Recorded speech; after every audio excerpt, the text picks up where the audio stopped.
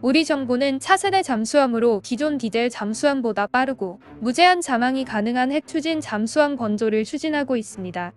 원자력 잠수함은 대표적인 비대칭 전력으로 우리 군의 대표적인 수건 사업 중 하나인데요. 국방부는 지난 2020년 8월 발표한 국방 중기 계획을 통해 원자력 잠수함 개발 계획을 밝힌 바 있습니다. 그러나 핵잠수함 개발에는 많은 어려움이 따르는데요. 특히 핵잠수함에 탑재되는 소형 원자로 제작은 핵무기 개발보다 어려운 일이기 때문입니다. 우리나라는 1956년 원자력법을 제정하고 핵연료와 원자로 국산화를 이루며 원전 기술 강국으로 부상했습니다. 2009년 말 아랍에미리트에 대형원전을 수출하며 글로벌 무대에서도 기술 우위를 차지했고 2012년에는 세계 최초로 다용도 소형 경수로인 스마트 원자로 표준 설계인가를 획득했습니다. 현재 한국은 핵개발이 가능하지만 무기화하지 않으면서 원자력 기술 수준은 매우 높은 준핵 보유국이지만 이를 선박에 적용하는 것은 다른 차원의 일인데요. 잠수함이라는 좁은 공간에 원자로를 놓아야 하고 승조원들이 방사선에 피폭되지 않도록 보완해야 합니다. 또한 저속 운전을 할 때도 움직이는 기계가 많아 소음도 최대한 낮춰 설계해야 하죠. 그런데 최근 한국원자력연구원이 삼성중공업과 함께 차세대 원자로 개발에 착수하면서 이를 선박에 적용한다는 계획까지 세웠는데요. 이를 통해 한국형 핵잠수함 개발에 제대로 속도가 붙을 것으로 보입니다. 지난 9일 삼성중공업은 국내 유일의 원자력 종합연구개발기관인 한국원자력연구원과 해양용융형 원자로 개발 및 공동연구 협약을 체결했다고 밝혔는데요. 용융형 원자로 MSR은 토륨, 브러라늄, 지르코늄, 리튬 등이 섞인 용융염을 핵연료로 사용하는 원자로로 세계적인 각광을 받고 있는 신에너지원입니다. MSR은 4세대 소형 모듈 원전 가운데 최근 가장 주목받는 원자력인데요. 소형 모듈 원전은 미국의 핵잠수함과 항공모함의 동력원으로 사용하기 위해 개발된 소형 원자로로 대형 원전에 비해 크기는 작지만 엄청난 고효율을 자랑합니다. 소형 모듈 원전은 300MW 이하의 출력을 내는 소형 원자로를 말하는데요. 크기는 대형 원전 대비 20분의 1 수준이지만 발전 용량은 수백 메가와트에 이를 만큼 효율이 높습니다. 이는 증기 발생기와 냉각제, 펌프, 가압기 등 주요 기기를 하나의 용기에 일체화했기 때문에 가능한 것인데요. 특히 후쿠시마 원전 사고 이후 대형 원전의 위험성에 대한 우려가 커지면서 반사적으로 SMR 시장이 커지는 추세입니다. 소형 모듈 원전은 경량화되어 다양한 용도로 응용될 수 있어 높은 확장성을 지닌 것이 가장 큰 장점인데요. 물류, 국방, 도시항공, 모빌리티, 해수담수화 시설 등 앞으로 다양한 곳에 쓰이게 될 전망입니다.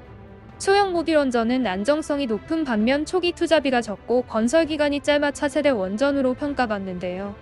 미국 바이든 정부는 2050 탄소 중립을 달성하기 위한 핵심 과제 중 하나로 소형 모듈 원자로를 꼽았으며 마이크로소프트 창업자 빌 게이츠는 2006년에 설립한 원전 기업 테라파워를 통해 소형 모듈 원자로 개발의 역량을 결집하고 있습니다.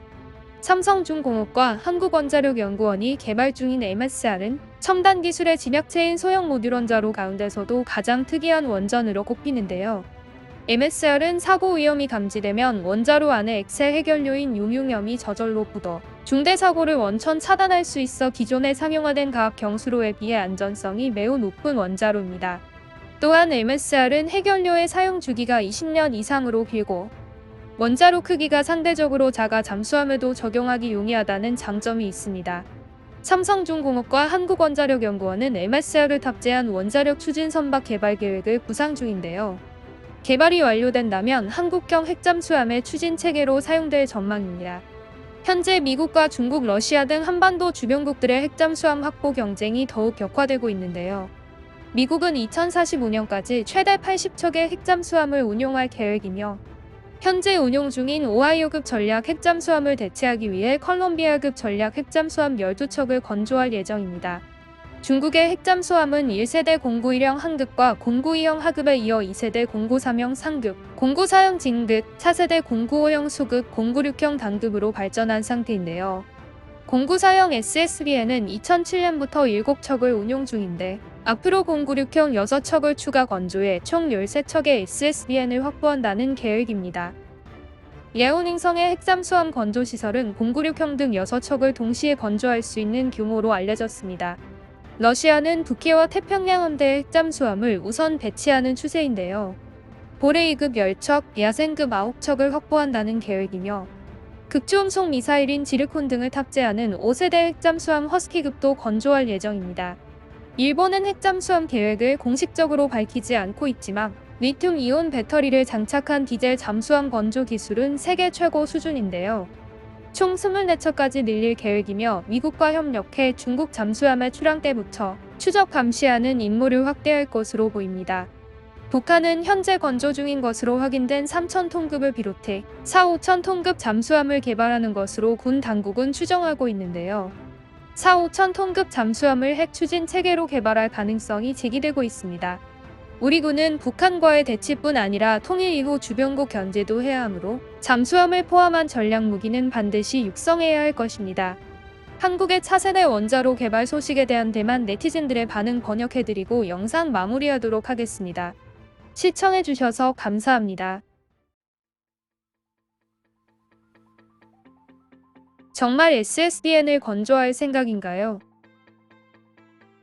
한국은 대양해군을 건설하고 있습니다. 남중 국해와 대만의 협을 준비하고 있습니까? 한국인들은 정말 야망이 매우 큽니다. 약간 혼란스럽습니다.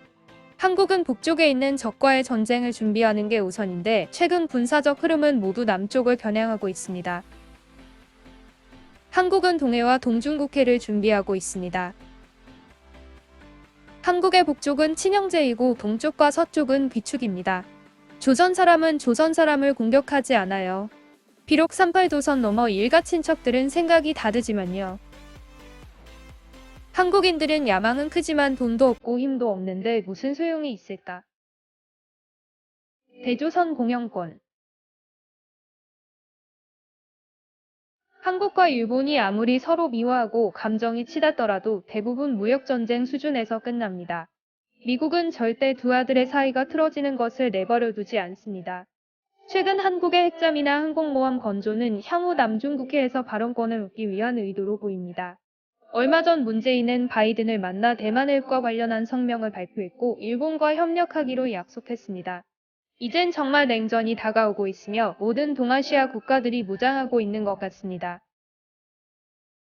이제 남북한은 핵폭탄도 있고 SSBN도 있군요.